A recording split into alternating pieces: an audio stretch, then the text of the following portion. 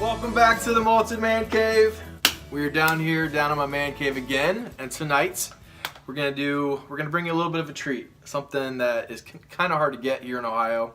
And I was actually visiting Mike in Columbus from Mike and Billy's Whiskey Reviews, and we went to a liquor store, and we found this, and I was like, "What is that, Kilchoman?"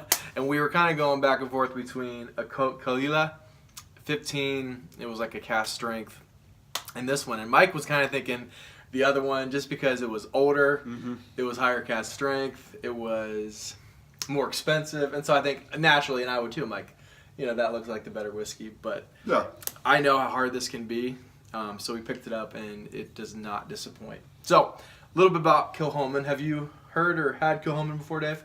I just knew that it was a peated whiskey from what you were telling me. Yep. So this is Kilchoman Loch Gorm. This is entirely matured in sherry casks. Comes in at 46% ABV. Obviously non-colored, non-chill filtered, as everything with Kilchoman. Anything else more about this? I think that's it. So Kilchoman is kind of known, and I did a review of this in Columbus with Mike and on Mike and Billy's Whiskey Review on their channel. And I kind of just said, this is basically like the Springbank of Islay. So it's handmade. They call themselves the farm distillery. So basically they went to a farm and they built a distillery on the farm. Yeah. And the whole idea from the very beginning was literally to do everything there, and even 100% of their barley they were going to grow themselves and malt on the malting floors themselves. Now, I was just watching an interview with Anthony Wills, who said that was the goal, and we can't keep up with that demand, so they've had to source, you know, some from, I think, the Port Ellen maltings, which is where a lot of the other Islay distilleries get their peated malted barley. I think actually, not yet, I don't think they've done this, but eventually they're going to have a whole line that's specifically the whiskey that's from the malted barley that actually is grown there on the farm. So it'll probably be more expensive, and it may be a little bit better. Are there any distilleries that choose to keep it limited, like limited bottlings, so that they stay true to? Yeah, and they know that they can like play the whole, well, this is so hard to get, it's so rare, it's like this, you know, artisan craft whiskey. I mean, that's kind of the whole Springbank, Brookladdy, Kilchoman, that's kind of what they're going after. Okay. Did that answer the question? Sure. I mean, they can sell it for more too, probably. Yeah. I mean, this is literally only, let's see, distilled in 2010 and is bottled in 2016. So roughly about a 5, 6, probably 6-year-old whiskey. Probably more like 5, depending on when it was actually bottled. And this was almost $100. So it's not even, maybe it's 6 years. That's a very expensive whiskey for only a 6-year-old whiskey. But they know that there's quality in the bottle. Yeah. And one thing that I like about it, and we talked about it on the other time I did the review with Mike and Billy, is that I don't care if it's a younger whiskey, just tell me. Tell me what cask you use, how old it is. Don't try to trick I'll me. decide, you know, if I like it or not, if it's worth paying the money. Just don't try and trick me. It's all about transparency. So, with enough blabbering, without further ado, let's get into some whiskey. Even their bottle is legit. Right? Oh, it's pretty cool. Yeah. It's got this huge little... And is that their, like, maker's mark? Or It's kind of their emblem. Yeah. Their emblem? Looks like a squid. Looks like a kraken. So, all right, so I'm trying to save this for somebody, so I'm not going to be pouring as generous pours as Dave and I normally do. Who's this going down to? I feel like I'm dropping his name every 5 seconds, but Mike from Mike and Billy. Oh. So we did this review on their channel, but he also wants to do this to do like a comparison review, so I told him I'd give him some. He's literally been giving me a lot of like really old, like $500 whiskey, so I think it's the least I can do. We can give him a $95 whiskey. Perfect, that's good. Maybe a little more. All right. I have to get back in the truck tonight and drive to St. Louis. I brought my maintenance man over again because I'm not a man and I don't. He did everything himself though. I always have Dave come over to babysit just to make sure I do things the right way. It's just whenever you do something the first time, it's always nice having a... I'm the same way. Cheers to that, man. Cheers to good friends. Amen. And Holly letting you come so we can hang out and drink some whiskey. All right, what do you got in the nose, my good sir? Oh right. my gosh, I forgot how good this was. Yeah, man, I was telling you. So to set this up,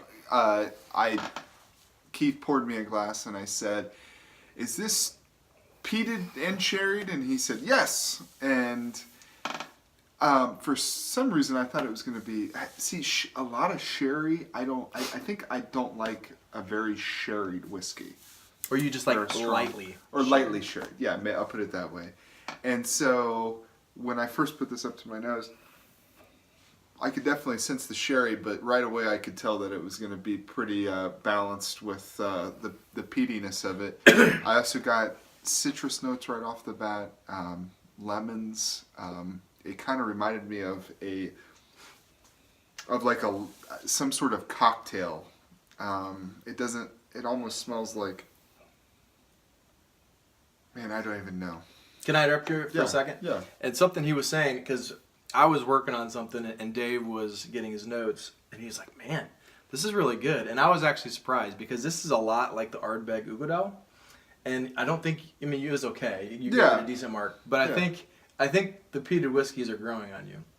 And I also told him, sometimes like it's really weird. I can come and I can pour like a peated whiskey and just like, I don't like it. Or I mean, I like it decent enough. But it's just depending on my mood. Then there's other days if I sit down, I'm like, oh my gosh, this is so good. I can't get enough. And it's crazy how like what you've eaten, even medicine that you've taken, if you've wet your whistle yet, like if you had another whiskey before. I've noticed that if I start my night out with a peated whiskey, I need to like stay there. It's not good to like switch back and forth. Yeah. For me, anyways. I don't know if other people are like that, but if it's gonna be a peated night, it just needs to be a peated night, and that needs to be the first whiskey that I take is peated. Well, let us know in the comments if that's how it is. I also got chocolate, specifically like a chocolate powder or like a hot chocolate packet almost, but with some extra in it. Yeah. So, anyways, that's what I got. How about you? So I don't even think I put this in my notes, but the first thing I get is like red hot chili pepper, like chili flakes. Yeah, it's not like the most dominant note, but like after like everything else that I already wrote down that I have, then I got that. Yeah. I want to make sure I say that because I put in part of my notes that it kind of reminded me of a like spicy earth, spicy dirt. So, and again, probably because they use dunnage warehouses, they do everything the right way. Yeah. They use good barley. They use dunnage warehouses. They do everything the right way. So I got red hot chili flakes. I get vanilla. I get hay. It just smells like a freaking farm. Yeah. Like it smells like you're in like a dusty old like barn with hay and whiskey and all things good. Have you seen Old Greg, the YouTube video? No, but you'll have to show it. Look up Old Greg. Why'd we leave? We got all things that are good here. It's like a BBC like comedy. Actually, this is great because all of our European viewers will probably know about Old Greg. Old Greg. Look at YouTube, Old Greg. I'm Old Greg. Anyways, vanilla, hay. We haven't drank anything tonight. I swear. Milk chocolate. And I said it's almost like you're at a bonfire, like with s'mores. And I don't know if s'mores is just an American thing, but it's graham crackers, and then you take a marshmallow and you toast it over a bonfire. And then you put the graham crackers, the marshmallow, and like Hershey chocolate, and you smush it all together. I like that you put the extra CH in between S and M. The s'mores. The s'mores. The s'mores. It's because I'm sick. Your s'mores? The s'mores. I want more s'mores. Smorgasborger s'mores. We're going to lose subscribers for this video. Sorry, guys. Sackcloth. Mm-hmm. Don't you dare cut me I'm sorry. off. Sackcloth. Sackcloth, and I almost put like, almost like spices that they would use in Chinese or like Asian cuisine, Korean, Asian, some kind of like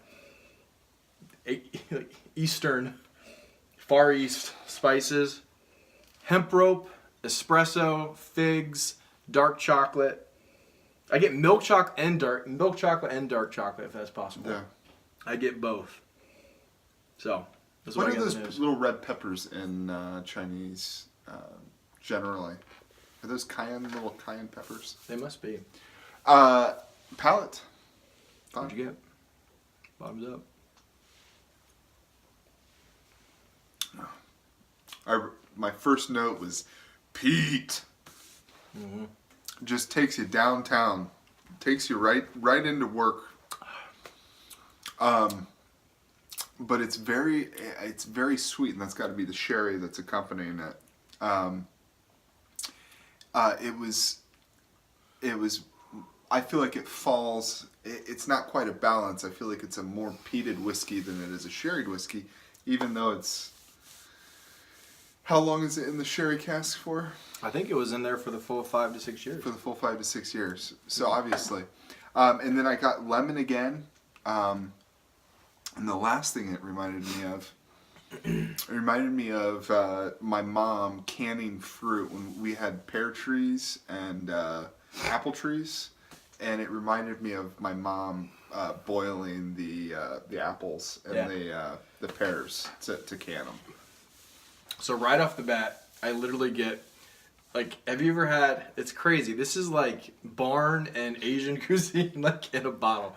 I get green peppers, like fried green peppers, the red chili pepper again, vanilla, hay, the s'mores again, a little bit of oak. Another go. Wet the whistle. You know what that means? I want to know about it. So it's just kind of like an old, I don't know if it's British, Scottish, something in the UK. It's kind of like what your whistle is like. Maybe you just like have a glass that's maybe not the best quality first before you like move into like a good quality single malt. So we're not wetting our whistle. We're going right into it. We're going.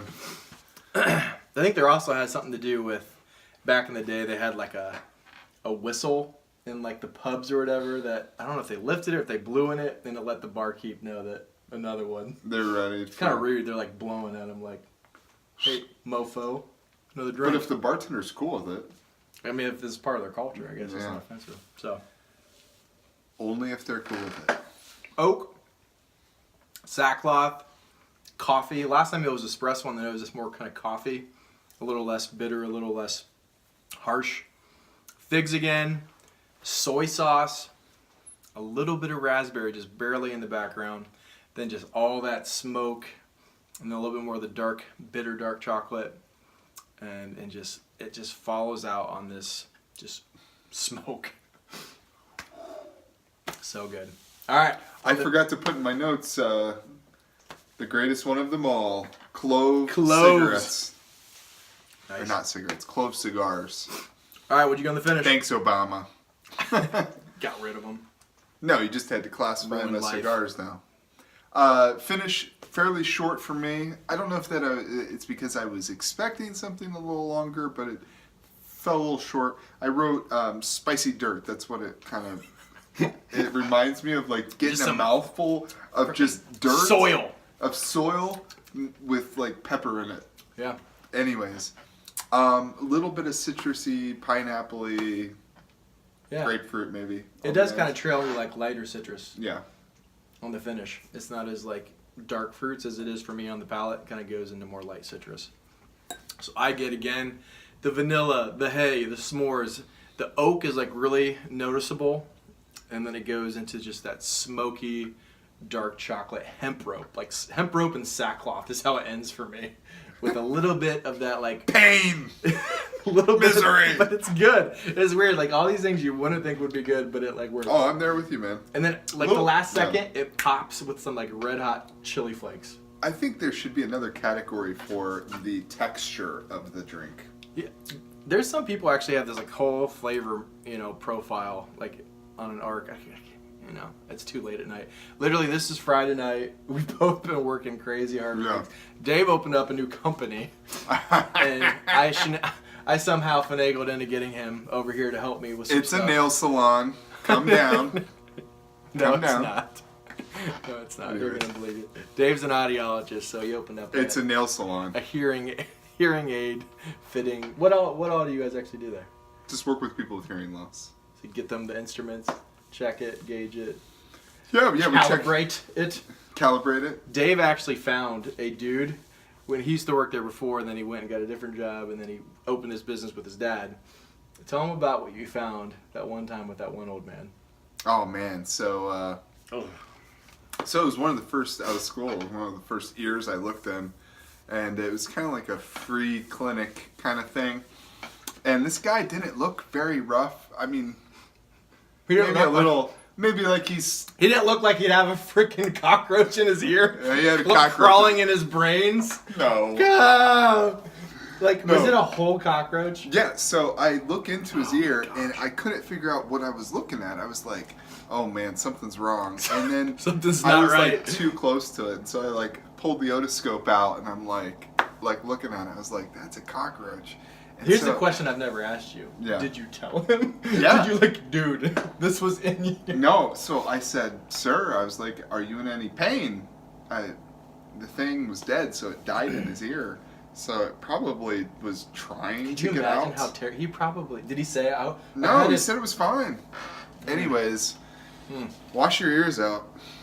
All right. So malted man cave Mark. Oh What are you gonna man, give this? this blew my mind. I'm gonna give it a 90. Wow. A 92. Sherry and Pete, 92. Sherry and Pete. I just think it's one of those nights for you. Sometimes, like, I don't know if you guys drink beer too. Like a salty beer Yeah, just tastes good, and then other tastes, I don't like I salty just hit beers. the spot. So, I'm going to go, I think I gave this either a 90 or a 91 on Mike and Billy's Whiskey Review, and I'm going to stick with 91. All right. 90, 91 for me, so I'll say 91. So this is a freaking 5 or 6 year old whiskey at 91, 92. I mean, there's a reason why it's $100 Yeah. and hard to find. Go out and get you guys some if you can find some of this. It's they're the smallest distillery I believe in Scotland, like as far as production. Yeah. And this is the first new distillery I think in like 124 years to be open on Islay. So Yeah. definitely quality stuff. Go out and get you some Kilchoman. So question of the night. Question of the night. Pose it to us, my friend. What were we talking about? We were talking about a couple different ones. Do we think there's a possibility of aliens? Do we feel like they're like aliens as in from outer space? Yep. Okay. So do you mind if I go first? Yeah, man. So, and we're probably going to lose subscribers because anytime I mention anything about this, Ah, okay, Hey. I have Keith doesn't believe I what have- you believe. I have best friends Let me say- who are atheists. I have best friends who are Buddhist, and I do happen to believe in God. Yeah. And there's a lot of people who believe in God, like, oh, there's no aliens, and I actually don't believe that just because there's a God means that He couldn't have created aliens as well. More importantly, Keith believes that you can disagree with him. And No, I don't.